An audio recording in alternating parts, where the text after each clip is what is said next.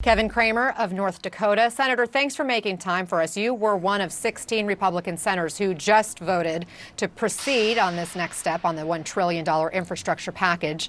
That's despite threats by former President Trump, despite this earlier comment from your GOP leader, Mitch McConnell. Listen.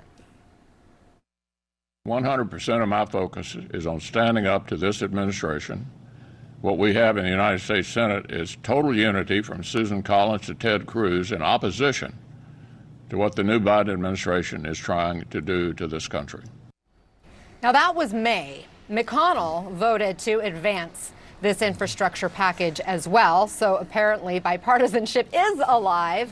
My question is, how did you get to a yes? What has changed? Yeah, important because I happen to be the ranking member on the EPW subcommittee on transportation and infrastructure. So the base of the surface transportation part of this is our bill. It's a bill that passed out of our committee unanimously. It has things that Democrats like, things that Republicans like, things that I think most Americans like. That's really the base. So I've had a pretty good working knowledge of the fundamentals. And then there's some things in the energy title as well. But for me, it was preserving. It was not so much what I could get in the bill, it was preserving things like the permitting reforms, like one federal decision in the surface transportation piece, the permitting council in the rest of it.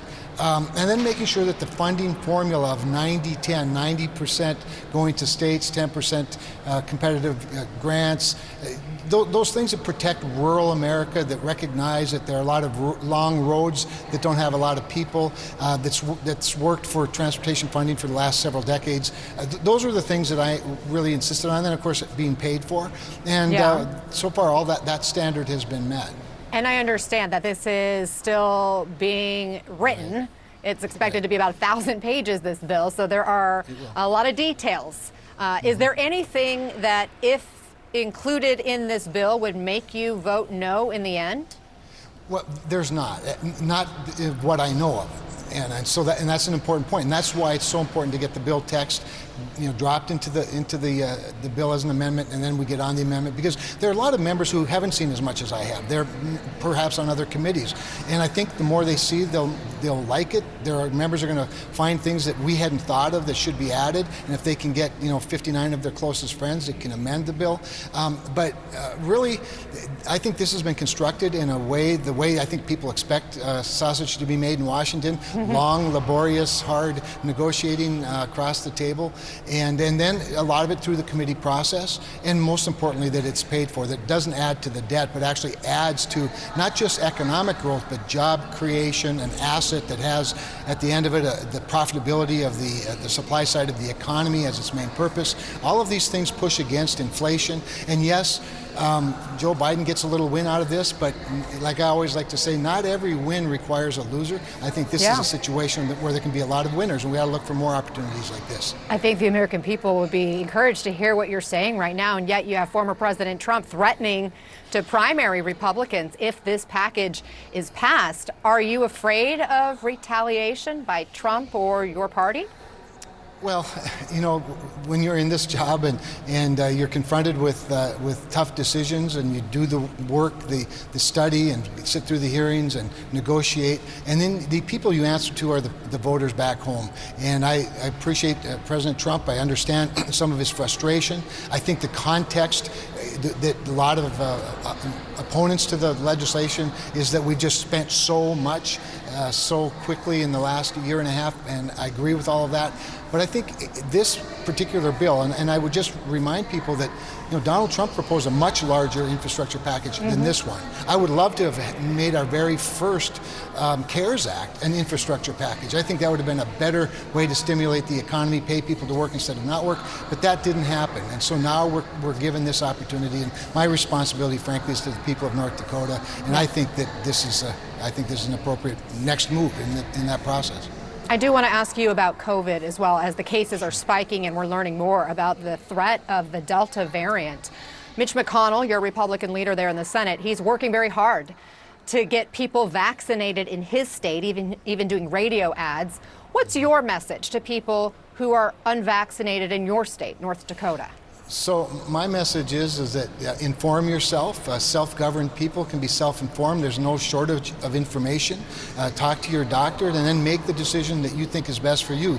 I personally believe that there's less risk in being vaccinated than not being vaccinated, but I understand that a lot of people don't agree with me. Some medical professionals don't agree with that necessarily because they haven't seen how this vaccine is going to play out over the long run. I think it's really important to again, for self-governed people to get informed and make the decision they think is best for them and their family. The infectious disease experts, those people who have studied vaccines, developed vaccines, not just this one, but over, decades, in fact, like Dr. Fauci, are saying there is nothing that should give people pause when it comes to safety and efficacy with this vaccine, both the mRNA as well as the J&J. Have you been vaccinated?